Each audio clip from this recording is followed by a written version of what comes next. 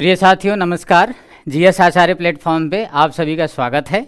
आइए आज हम लोग पूरी की पूरी यूपीएससी में जो अगला जीएस और प्लस निबंध के जो पेपर आपने देखा होगा, तो निबंध पे आज हम लोग मुख्यतः चर्चा करेंगे कि यूपीएससी की क्या मंशा होती है निबंध के बारे में, कैसे निबंध की संकल्पना इन्होंने जनरेट किया कि यूपीएससी में जितने भी अभ्यर्थी हैं उनके लिए कम से कम एक पेपर इन्होंने अलग से ही कर दिया जीएस के लिए। आप देखे होंगे कि जब भी संघ लोक सेवा आयोग के जो भी प्रोस्पेक्टस है उसमें आप देखे होंगे कि जीएस के जो 4 पेपर हैं, फर्स्ट, सेकेंड, थर्ड और फोर्थ जो पेपर हैं, इनसे हटाकर बिल्कुल एक आपकी रचनात्मक स्किल्ड को चेक करने के लिए आयोग ने एक अलग से ही ऐसे का 250 नंबर का, जब से बदलाव हुआ पैटर्न में 250 नंबर का आयोग ने ये नियत कर दिया है कि बच्चों की जो रचनात्मक स्किल है, जो उनकी विषय है, शैली है, भाषा है, कैसे उनके व्यवहारिकता को परखने के लिए एक ऐसे जैसे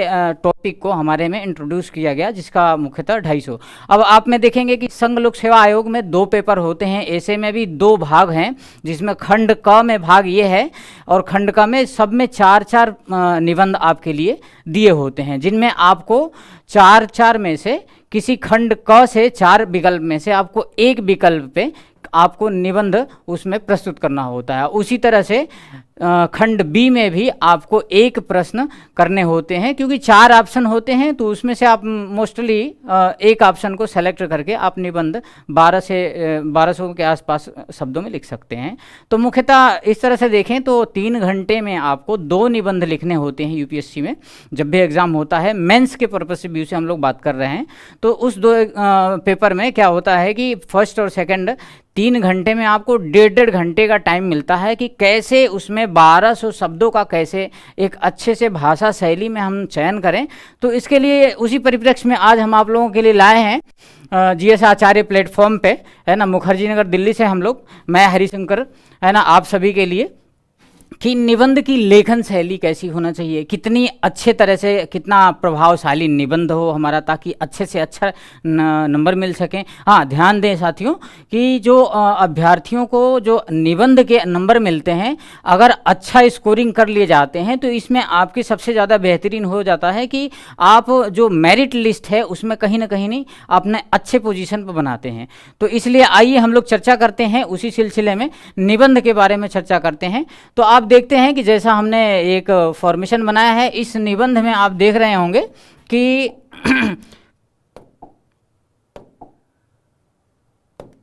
ये पूरी की पूरी जो निबंध है इसमें हम लोग विशेषकर क्या करेंगे, हमारा जो जीएस है ये अलग है और प्लस हमारे पास क्या है, ऐसे का अलग पोर्शन है। ठीक है, तो इसमें अलग पोर्शन में आप देखे होंगे कि ये अलग है, ये अलग है। इसमें हमें 250 नंबर के ऐसे को कवर करने हैं। अब 250 नंबर कवर करने के लिए आइए हम देखते हैं कि निबंध लिखते कैसे हैं। तो मैं बता दूं आप सभी को कि निबंध जितने भी हैं आप देखेंगे कि कहीं ना कहीं उसके मूल प्रारूप को हमें देखना होता है कि निबंध में कहीं ना कहीं किसी न किसी कंसेप्ट बेस में मूल प्रारूप होता है। उसकी बैकग्राउंड कहीं होगी, हो सकता हो पर्यावरण की बैकग्राउंड हो सकता हो समाज की बैकग्राउंड हो सकता हो अर्थव्यवस्था से भी रिलेटेड। तो आप देखेंगे ऐसे ऐसे, तो उसमें हम मूल प्रारूप चुन लेते हैं। तो अब आप देखते हैं कि निबंध में कहीं भी आप निबंध लिखेंगे, बचपन में हम सभी लोगों ने एक गाय पर निबंध हम लोग लिखा है। छोटे छोटे जब रहते थे तो लेख उस वक्त आता था, निबंध तो आज तो कहने लगे। लेकिन जब हम लोग कक्षा 1 से 2 में पढ़ते थे तो हम लोगों को जो मास्टर जी होते थे गाय पे निबंध, तो उसी का ही एक बड़े लेवल पे समझ विकसित करने के लिए, रचनात्मक कौशल के लिए यूपीएससी ने इसमें इंट्रोड्यूस किया है। तो देखते हैं, तो मुख्य जो निबंध होते हैं उसमें 3 भाग होते हैं। 3 भाग में क्या क्या होता है, पहला भाग आपका उसमें परिचय होता है, दूसरा भाग आपका होता है मुख्य भाग होता है जिसको कहते हैं, और तीसरा भाग होता है निष्कर्ष। यानी कि अगर आप देखें तो निबंध में आपने देखा कि पहला जो पार्ट होता है आपका परिचय का होता है, हम कैसे परिचय देंगे आगे। इसके बाद जो दूसरा पार्ट देखेंगे इसमें, तो इसमें मुख्य भाग कहलाता है जिसको हम तैयार करते हैं प्रारूप में। जो मुख्य भाग होता है उसी का आगे हम प्रारूप बना लेते हैं कि कैसे किस दिशा में हम चलेंगे। तीसरा जो भाग होता है हमारा निष्कर्ष पे होता है कि इस निबंध का हम निष्कर्ष कैसे निकालेंगे, अर्थात कंक्लूजन कैसे निकालेंगे इसका। तो आपने अभी देखा कि परिचय और मुख्य भाग और निष्कर्ष, तो आप ये और ये आपका सबसे ज़्यादा प्रभावशाली होना चाहिए। जो निष्कर्ष है और जो आपका परिचय है, क्योंकि एग्जामिनर सबसे पॉइंट ऑफ व्यू से देखता है कि आपकी इंटेलेक्चुअलिटी परिचय में कितना बेहतर प्रदर्शन कर पाते हैं, और इसके बाद देखता है कि आप कैसे निष्कर्ष में इसको कैसे मूल्यांकन करते हैं तुलनात्मक विधि से, आपकी स्किल क्षमता पूरी की तरह से विकसित हुई है, इसका ये लोग चेक कर लेते हैं। इसी को आगे देखते हैं। तो हम यह कहते हैं कि जो हमारे मूल प्रारूप है निबंध का, आपको लिखने और व्यवस्थित करने में मदद करेगा। क्या करेगा? जैसे हम लोग किसी भी चीज़ में कहते हैं शरीर में पूरी की पूरी जिस प्रकार से स्केलेटन है ना, पूरी की पूरी आधारभूत संरचना, तो वैसे ही निबंध में भी कहीं ना कहीं एक मूल प्रारूप होता है। उसी मूल प्रारूप को मद्देनजर देखते हुए हम अपनी एक पॉइंट करते हुए हम अपनी पूरी निबंध को पूरी करवाते हैं। तो आइए व्यवस्थित करते हैं, करने में ये मदद करेगा आपको। क्या करेगा? जो मूल प्रारूप होगा हमारा वो आपके निबंध को व्यवस्थित करने में मदद करेगा। आगे देखते हैं कि हालांकि अब इसमें ये कह रहे हैं कि इसमें लचीलापन होना चाहिए। जो भी निबंध है आपका महत्वपूर्ण निबंध, उसमें लचीला, ऐसा नहीं कि आप इतने कठिन भाषाओं का शब्दों का प्रयोग कर दे जिससे लोगों को कठिन हो, जो भी एग्जामिनर है वो समझना। आप बिल्कुल ही सरल भाषा में उसको लिखिए, जितना बेहतरीन लिख सकते हैं आप उसको करना पड़ेगा। तो इसमें आगे हम देखते हैं तो कहते हैं कि हमारा जो भी निबंध होगा वो लचीलापन होना चाहिए। आगे क्या कह रहे हैं? इस मूल निबंध प्रारूप को ध्यान में रखते हुए विषय और विशिष्ट असाइनमेंट को लेखन और संगठन का मार्गदर्शन करने, मतलब कि जितने भी लेखन हैं उसमें एक संगठनात्मक भूमि रहनी चाहिए कि जो भी आप कर रहे हैं उसको एक व्यवस्थित संगठित रूप से आपने उसको रिप्रेजेंटेशन करना है। तो इस तरह से आपने देखा कि मूल प्रारूप क्या है निबंध में, कहीं भी उसके 3 भाग होते हैं, परिचय होता है, मुख्य भाग होता है, इसके बाद आपने देखा कि निष्कर्ष होगा। अगले सेशन में देखते हैं स्लाइड में कि अब हम समझेंगे कि निबंध लिखा कैसे जाता है। ठीक है, आइए देखते हैं। तो निबंध लिखने के लिए सबसे पहले हम लोग देखेंगे कि निबंध के लिए कैसे हम स्टार्टिंग क्या करेंगे, कितना बेहतरीन तरीके से लिखने के लिए कोशिश करेंगे। तो अब हमारा जो निबंध लिखने का जो तरीका होना चाहिए, सबसे पहले हम लोग क्या करेंगे, पहले पॉइंट पे अगर हम देखते हैं तो कह रहे हैं निबंध किसी भी विषय पर लिखा जा सकता है। दैट्स क्लियर, किसी भी विषय पर। तो आपने समझा कि पहले हमने बताया कि आप राजनीतिक, आर्थिक, सामाजिक, पर्यावरण, एथिक्स, समाज में जो भी घटनाएं हो रही हैं वो सब के सब पे लिखा जा सकता है। दूसरा पॉइंट ये है कि निबंध लेखन के पूर्व विषय पर विचार, जब भी निबंध लेखन की बात करेंगे तो सबसे पहले उस पर पूर्व विचार कर लें। हाँ, इस निबंध पे हमें क्या क्या लिखना है, कैसे कैसे लिखना है, इन सब बातों का आपको बखूबी ध्यान रखना पड़ेगा, तभी हम उस पर एक गहन समझ विकसित कर पाएंगे। तीसरा पॉइंट क्या है? आपकी भाषा सरल और स्पष्ट होनी चाहिए। भाषा का निबंध में बहुत ही महत्वपूर्ण है, क्योंकि आपकी भाषा शैली अगर वर्तनी में दोष आ जाता है तो कहीं ना कहीं एग्जामिनर जो होता है आपको पकड़ लेता है आपकी कमजोरियों को। तो ऐसा हम उसमें झलकना न दें, सरल भाषा का प्रयोग करें और बिल्कुल शुद्धि जो मात्रा से संबंधित हो उसको करें। आगे क्या है? विचारों को क्रमबद्ध रूप से स्पष्ट करना चाहिए। जो हमारे विचार हैं, जब हम विचार में क्रम बाई क्रम लगा रहे हैं तो उसको स्पष्ट तरीके, ऐसा नहीं होना चाहिए कि कहीं की बातों उठा के कहीं रख दिया, कहीं की बातों को उठा के कहीं रख दिया, सेंटेंस का एक दूसरे में तालमेल नहीं हो पा रहा। तो इस तरह से हम इसको एक पूरी की पूरी समझ विकसित नहीं है, इसका हम परिचय देने लगेंगे तो एग्जामिनर भी समझ जाएगा कि ये कहीं की बातें उठा के रख देते हैं, सेंटेंस में इनका कोई तालमेल नहीं बैठ रहा है। तो जब भी निबंध लिखेंगे तो हमें चौथे पॉइंट पे ध्यान रखना पड़ेगा कि हमें तालमेल बनाकर ही आगे सेंटेंस में भी क्रमबद्ध करनी चाहिए। आप चौथे पॉइंट पे देखें, विचारों की पुनरावृत्ति से बचना चाहिए। कभी कभी आप देखते हैं कि कोई एक बच्चा होता है जब निबंध लिखने जाता है तो अक्सर क्या करता है कि हर मतलब कि 10-20 लाइन के बाद एक ही विचार की पुनरावृत्ति होती है। है ना। हर जगह कुछ लोग तो ऐसे होते हैं, हर जगह देखेंगे कि सामाजिक आर्थिक राजनीतिक, सामाजिक आर्थिक राजनीतिक, है ना। मतलब कि अगर आपकी पूरी की पूरी सोच अच्छे से समझ विकसित नहीं होगी तो क्या करेंगे कि बार बार प्रेशर में रहेंगे कि जल्दी करना है, तो सोचेंगे कि कॉपी भर दें, तो कॉपी भरने से आपको नंबर नहीं मिलने वाला है, क्योंकि ये संघ लोक सेवा आयोग के जो एग्जामिनर होते हैं वो चेक करते हैं। कोई प्रोफेसर और कोई कक्षा 5 का जो टीचर होता है वो नहीं चेक करता है। इसलिए हमें बेहतर तरीके से अपना प्रेजेंटेशन देना चाहिए। आगे देखते हैं, कहते हैं कि लिखने के बाद उसे पढ़िए और उसमें आवश्यक सुधार कीजिए।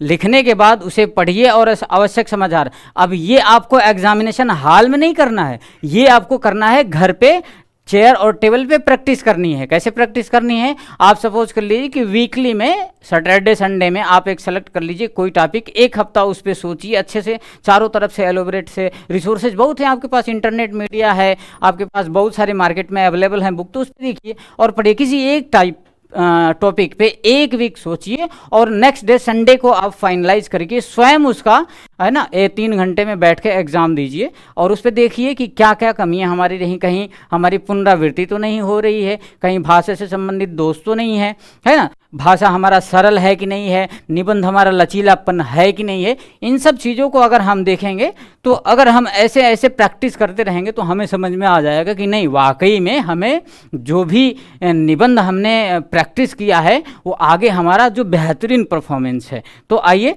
आगे देखते हैं कि भाषा संबंधित त्रुटियां को दूर कर लीजिए। आप यूपीएससी के पेपर लिखने जा रहे हैं, आपको आने वाले समय में कलेक्टर बना दिया जाएगा, अगर भाषा की त्रुटियां आप में पकड़ ली गई तो समझ लीजिए कि उससे बड़ा बेइज्जती तो कुछ नहीं होगी। तो इसलिए हमें सावधानी रखनी पड़ेगी कि भाषा की त्रुटियां तो नहीं हो, और इस त्रुटियों को दूर करने के लिए हमारे पास एकमात्र विकल्प ये है कि हम प्रैक्टिस शुरू करें। प्रैक्टिस कैसे? वही किसी भी टॉपिक पे एक वीक में सोचें और संडे को उसका सेल्फ असेसमेंट करके आगे दें। तो इस प्रकार से आपने देखा कि हमने निबंध कैसे लिखा जाता है, इस पे हमने बात की। तो इसमें हमारे 5 पॉइंट रहे। आगे हम लोग इस पे और देखते हैं नेक्स्ट स्लाइड में।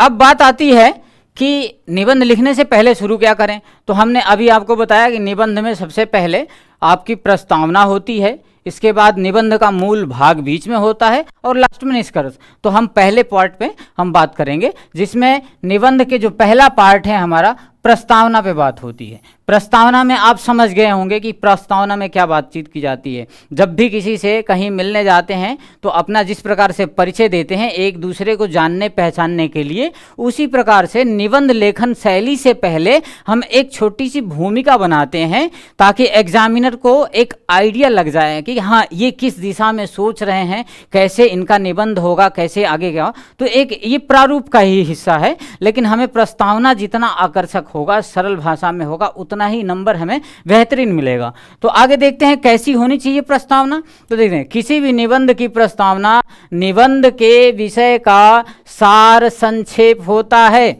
जिस प्रकार से हम भारतीय संविधान में 42वां संविधान संशोधन 1976 में इतने संशोधन कर दिए गए कि भारतीय संविधान में उनको लघु संविधान का रूप भी दर्जा दिया गया, उसी तरह से प्रस्तावना में भी हमें एक पूरे के पूरे निबंध का एक चलचित्र झलक जाता है, जिसको कहते हैं कि पूरा के पूरा आप बैकग्राउंड क्या बनाए हैं वो पूरी पूरी हमें समझ में आ जाती है अगर केवल भूमिका पढ़ ली जाए। अब इसका दूसरा नाम भूमिका भी है।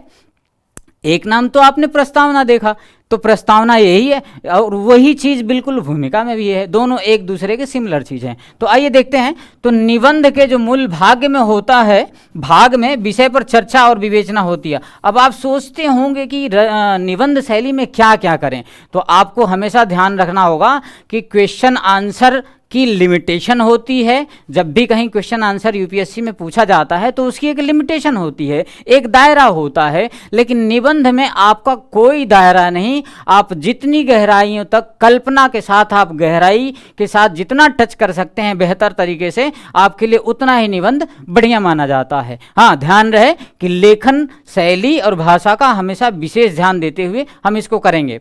आगे चर्चा और विवेचना। अब आप सोच रहे होंगे कहीं कहीं चर्चा और विवेचना, जब मेंस के क्वेश्चन देखते हैं तो आप में कोई स्टेटमेंट दी जाती है और कह दी जाती है चर्चा कीजिए, है ना। कहीं स्टेटमेंट होता है, कह दीजिए दिया जाता है कि विवेचना कीजिए। तो इन सब जो क्वेश्चन आंसर मेंस में पूछे जाते हैं GS first second fourth third में, उनकी लिमिटेशन होती है। लेकिन जीएस के बाद जब ऐसे की जब बात आती है तो इनकी लिमिटेशन नहीं है। आप कितने गहराई तक जा सकते हैं, आपकी स्किल्ड कितनी डेवलप है, आपका कौशल कितना समझ विकसित हुआ है, संघ लोक सेवा आयोग के दृष्टिकोण से समाज में कैसे आप बदलाव देखते हैं, हर क्षेत्र में, ग्रामीण हो चाहे शहरी हो, जहां भी हो, जो भी समस्या हो उसका निदान आप कैसे देखते हैं। तो इन सब चीजों के लिए हमें चर्चा, विवेचना, वर्णन, ये सारा के सारा इंक्लूड हो जाता है इसमें। तो आगे देखते हैं कि उस निबंध के मुख्य तत्व तथा विषय का परिचय निबंध की प्रस्तावना में उल्लिखित होती है। इसका मतलब हमने अभी अभी प्रस्तावना पे चर्चा किया, तो प्रस्तावना में पूरी की पूरी निबंध की एक झलक प्रस्तुत हो जाती है। इसी बात को हम यहाँ बताते, ताकि क्यों झलक, ताकि पाठक निबंध के विषय वस्तु को समझने के लिए स्वयं तैयार कर सकें। ठीक है, आगे तो ये ध्यान हम लोगों ने देखा कि प्रस्तावना में ये चीज कैसे होती है। अब बात आती है कि निबंध जो लेखन है कैसे लिखें। प्रस्तावना तो हो गई, अब इसके बाद उसका उदाहरण कैसे होगा, तो हम एक कर लेते हैं, एक विषय में निबंध लेखन और उसके उदाहरण कैसे देंगे, इस पे हम लोग करते हैं। तो कह रहे हैं कि उस विषय पर लिखा जाता है जिसे हम सुनते रहते हैं, देखते हैं और पढ़ते हैं। उदाहरण जैसे धार्मिक त्यौहार हो गया, राष्ट्रीय त्यौहार हो गया। अब आप सोचते हो कि निबंध कोई अलग से है, ऐसा कुछ नहीं है। आपके निबंध जैसे आपने छोटी कक्षाओं में अभी पढ़ते आए वैसे ही है, उसका एक बड़े लेवल का रूप है। जैसे आज पर्यावरण प्रदूषण है, तो पर्यावरण प्रदूषण में आपकी प्रशासन समझ देखने के लिए, आपका दृष्टिकोण देखने के लिए, आपको समझने के लिए कि आप किस तरह से काम आकर प्रशासन में कर सकते हैं, वो निबंध से ही पता चलता है ना। आप किधर झुकाव किधर है, आप विकास की तरफ ज़्यादा झुकाव देते हैं कि विनाश की तरफ झुकाव देते हैं, या सस्टेनेबल डेवलपमेंट से इशू को तालमेल बनाते हुए ले चल रहे हैं सीधी दिशा में। तो ये बहुत ही एक बढ़िया है और नंबर भी अच्छा मिलता है आपको इसमें। तो चलते हैं, तो धार्मिक त्यौहार, अभी आपने देखा कि बहुत सारे त्यौहार आ जाते हैं। जैसे अब हम ले लें तो हमारे पास बहुत सारे ईद भी आते हैं, ईद की त्यौहार हो जाती है। इसके बाद आप देखते हैं बकरीद होती है। तो ये कुछ इशू हैं। और इसके बाद अगर दिखें तो हम लोगों में होली का भी एक त्यौहार होता है। ये त्यौहार में हमेशा आप देखते हैं तो पॉजिटिव निगेटिव के साथ बहुत सारा चर्चा का विषय रहता है। जैसे अगर होली में माने तो कुछ लोगों का ये कहना होता है कि होली एक ऐसा त्यौहार है जिसमें पानी की बर्बादी होती है। ठीक है, अच्छी बात है, लोग कहते हैं, लोगों का एक पक्ष है, उसको भी सुनना जरूरी है, सही बात है।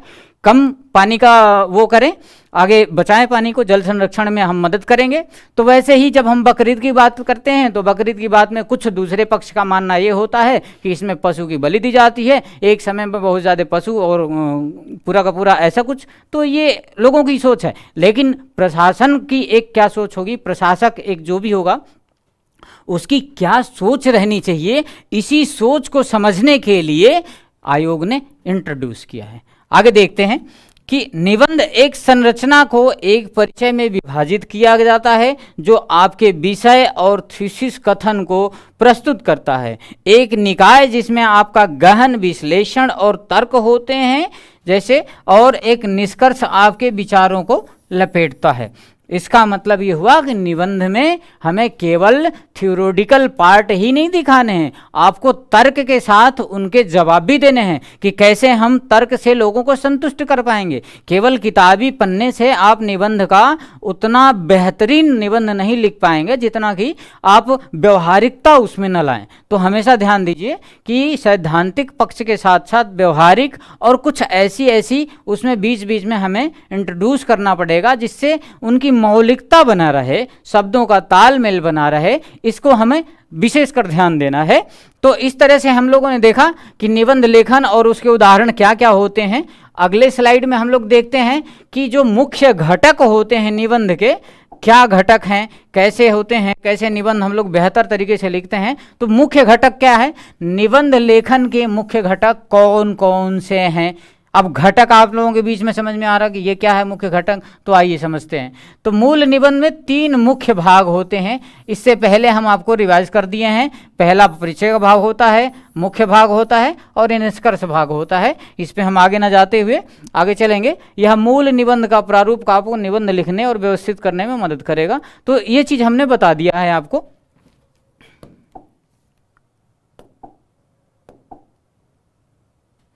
आगे देखते हैं।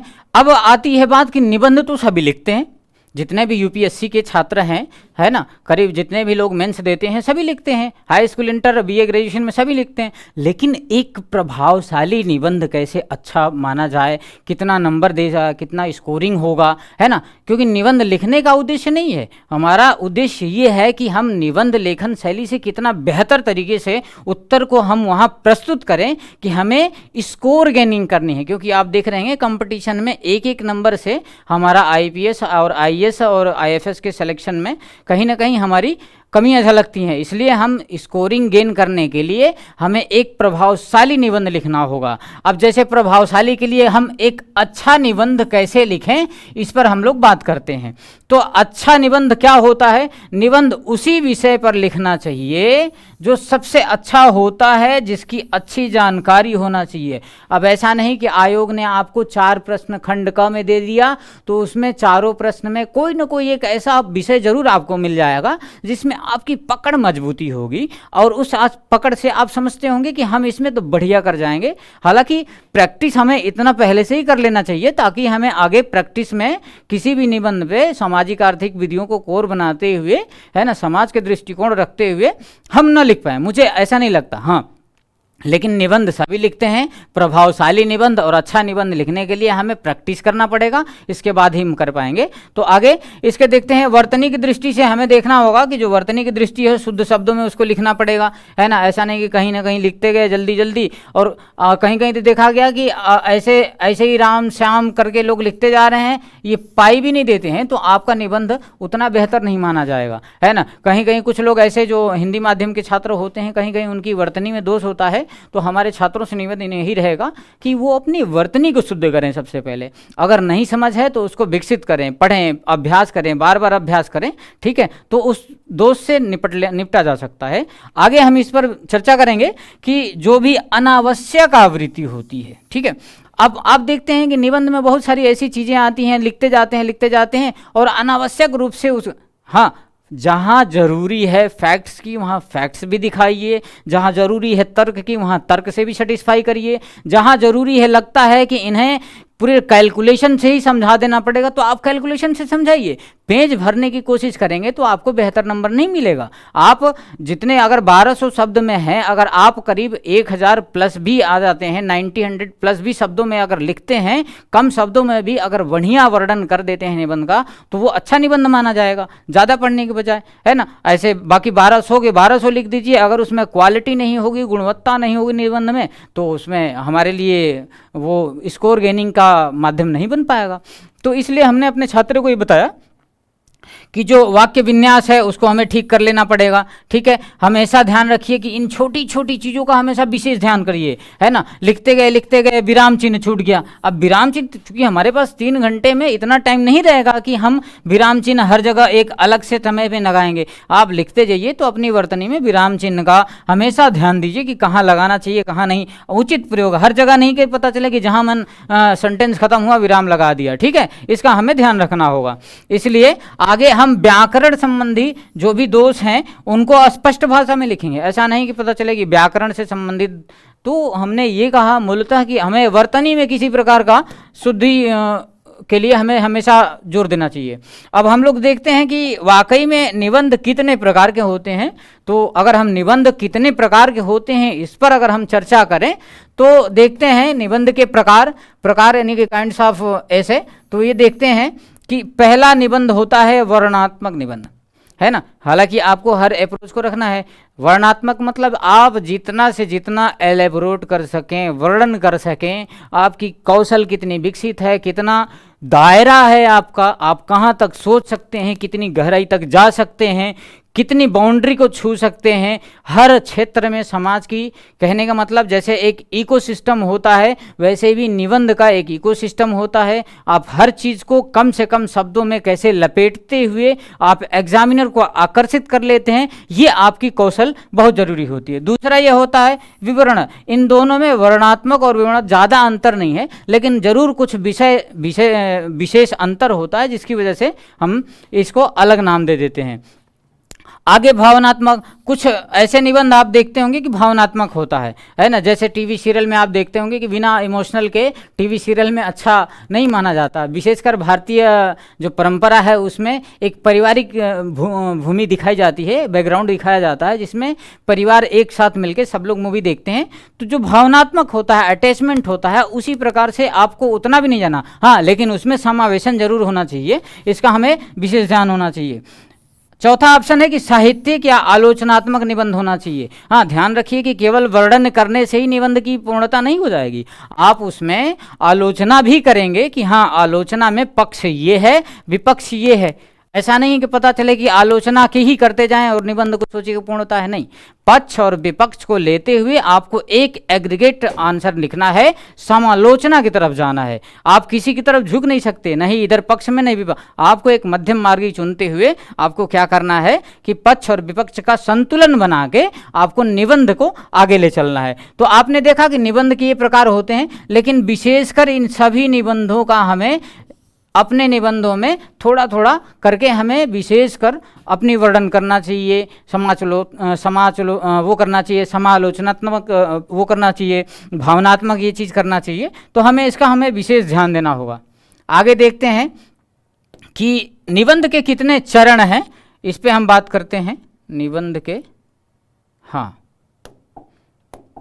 निबंध के कितने चरण हैं, क्योंकि कई स्टेज होते हैं। क्योंकि आपको 1200 शब्दों में लिखना है, तो अब मैं बता दूं कि अगर आप 1200 के अप्रॉक्सीमेट अगर शब्द में 1.5 घंटे टाइम में अगर आपको लिखना है तो आपको कई स्टेज बनाने पड़ेंगे। एक स्टेज में आपका हो जाएगा प्रस्तावना, ठीक है। अब इसके बाद मूल भाग दूसरे में हो जाएगा। मूल भाग में अब हम देख लेंगे कि क्या क्या हो रहा है। ये मूल भाग तीसरा पक्ष में आपकी हो जाती है पूरी की पूरी निष्कर्ष, ये हो जाता है निष्कर्ष। तो अब देखेंगे कि पहला ये है, दूसरा ये है, तीसरा ये है। अब मुख्य भाग ही हमारा एलोबरेट का पार्ट बनता है। हम जितना एलोबरेट कर सकें मुख्य भाग को, वही हमारा सबसे बड़ा ये चीज़ होता है। हमारा प्रस्तावना में तो हम बता देते हैं कि हमारी झलक क्या है, हम किस दिशा में जा रहे हैं, कैसे संतुलन बना के बताना चाह रहे हैं, ये चीज़ हो जाती है। निष्कर्ष में उसका निकल लेते हैं कि कंक्लूडन क्या है, होना चाहिए। निष्कर्ष में अपना भी मत इसमें देना है।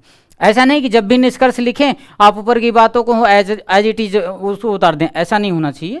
हमें होना चाहिए कि जब भी हम निबंध लिखें तो निष्कर्ष में अपना ओपिनियन भी दें। क्या हो सकता है ये भी बताएं, क्या नहीं हो सकता है ये भी बताएं, क्या करना चाहिए ये भी जरूर रखें, नहीं करना चाहिए, ये पूरा का पूरा आपको समझ और कम शब्दों में होना चाहिए, ध्यान रखें। तो आगे देखते हैं कि जो निबंध होता है गद्य लेखन, आप विधा में जानते हैं कि हम गद्य के रूप में निबंध लिखते हैं, पद नहीं होता है। हाँ, पद में एक आध दो कहानी कविता की जो है टाइटल आप डाल सकते हैं, जैसे रामधारी सिंह दिनकर हो गए, है ना, राहुल सांस्कृत, इनकी जो है, जैसे महिलाओं पर किसी का कोट हो गया, पर्यावरण पे किसी का कोट हो गया, तो आप इनको डाल सकते हैं बीच बीच में निबंध को अट्रैक्टिव बनाने के लिए। तो आगे देखते हैं, तो इसमें जो शब्द है, शब्द का प्रयोग हमें विशेषकर ध्यान, कौन सा शब्द अच्छा हो सकता है, कैसे कहाँ होगा, इनका हमें विशेष ध्यान रखना पड़ेगा। तार्किक और बौद्धिक विवेचना करना है।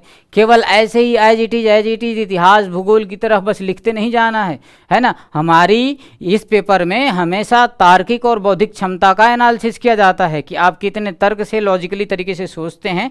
तो ध्यान रखना पड़ेगा इसमें कि हम कैसे इसको एडजस्ट करते हैं। आगे देखते हैं कि निबंध के जो पर्याप्त रूप संदर्भ है, क्या है, संदर्भ है, रचना है और प्रस्तावना का भी उल्लेख, प्रस्ताव का उल्लेख। रचना जितने बेहतर तरीके से आप करेंगे इसमें, संदर्भ में देखिए एक चीज़ और आ गया, संदर्भ भी आ गया।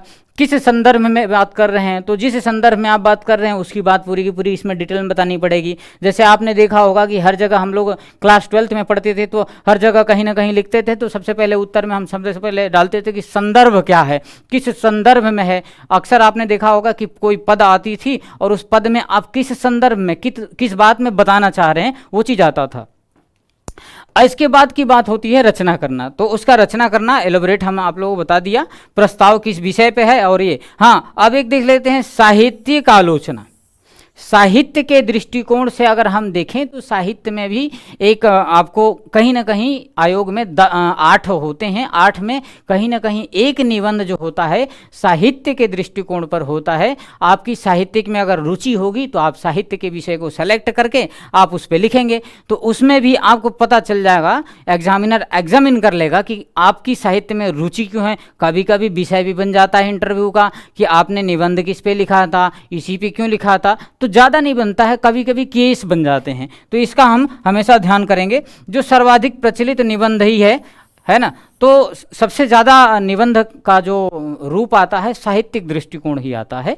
साहित्यिक दृष्टिकोण से ही निबंध की आगे हम अलग अलग विषयों पर भी देखने लगे। तो इस तरह से देखें कि हम महत्वपूर्ण चरण कैसे बनाएंगे। जब भी आप निबंध लिखें, किसी भी विषय पर लिखें, सपोज करिए कि हम महिला सशक्तिकरण पर निबंध लिखने जा रहे हैं, क्या है, महिला सशक्तिकरण पे जब हम निबंध लिखने जा रहे हैं तो महिला सशक्तिकरण में हमने बताया कि प्रस्तावना हो गया, इसके बाद मूल भाग हो गया, इसके बाद निष्कर्ष हो गया। मूल भाग को हम एलोबरेट कर देंगे, महिला से संबंधित जो संविधान में अनुच्छेद हैं उनका वर्णन कर देंगे, सरकार का क्या दृष्टिकोण है ये कर देंगे, आगे इनमें कैसे योजनाओं के माध्यम से सरकार लाभ पहुँचा रही है इन पर हम डिस्कस कर लेंगे। आगे देखेंगे कि महिलाओं के खिलाफ जो शोषण हो रहे हैं नित आए दिन इनके लिए हम कैसे योजनाएं बनाकर जो पुलिस प्रशासन है कैसे रोक रही है। तो इनका पूरा का पूरा सेगमेंट को 1 2 3 4 5 6 करके बना लेंगे, ताकि बीच में जो रचनात्मक पार्ट है उसको बढ़िया से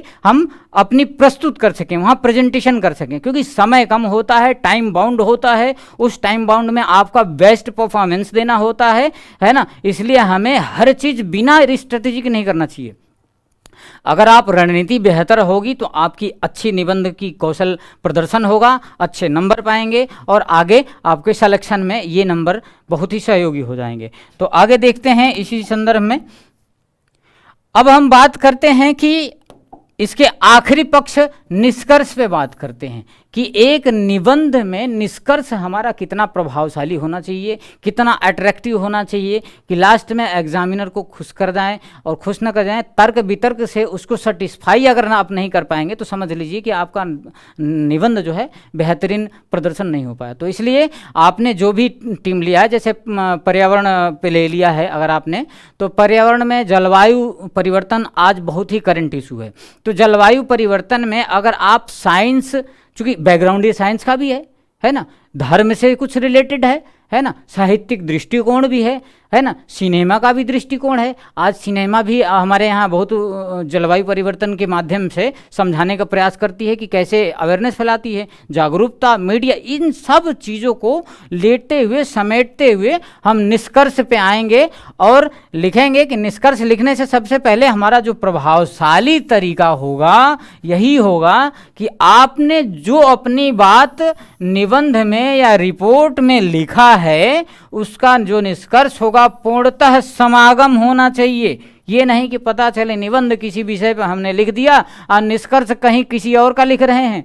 निष्कर्ष वही होगा जब प्रस्तावना से हम छोड़े, बीच में जो मूल भाग था, मूल भाग का जब हम पूरा का पूरा रचना किए अच्छे से, अपनी वर्णन क्षमता, कौशल क्षमता का, भावनात्मक समझ का पूरी जब हम प्रस्तुत किए, तो उसी संदर्भ में उसका एक सूक्ष्म रूप रिपोर्ट के साथ होना चाहिए, अपडेटेड रिपोर्ट होना चाहिए। जैसे महिला सशक्तिकरण में जब हम बात करते हैं तो कैसे महिलाओं के प्रति जो योजना चल रही, इनकी रिपोर्ट आ रही, कितने लोग लाभान्वित हो रहे हैं, डाटा सरकार के जो मिनिस्ट्री के जो भी डाटा आ रहे हैं उन पर फोकस करके देखते हैं, तो इस तरह से वो संतुष्ट होते हैं कहीं ना कहीं। तो आगे करते हैं कि दूसरी बात ये है कि निष्कर्ष में कभी भी कोई नई बात का उल्लेख नहीं करना होगा, है ना, ध्यान रखिए। आप सोचते होंगे कि बीच में हमारे ये पॉइंट बड़ा ही इंपॉर्टेंट था, लिखना था, रचना में लिख गए निबंध में, तो हमेशा इस बात का ध्यान रखेंगे, जो चीज़ जहाँ छूट गई छोड़ दो, अगर छोड़ोगे नहीं उसको तो फिर फंस जाओगे।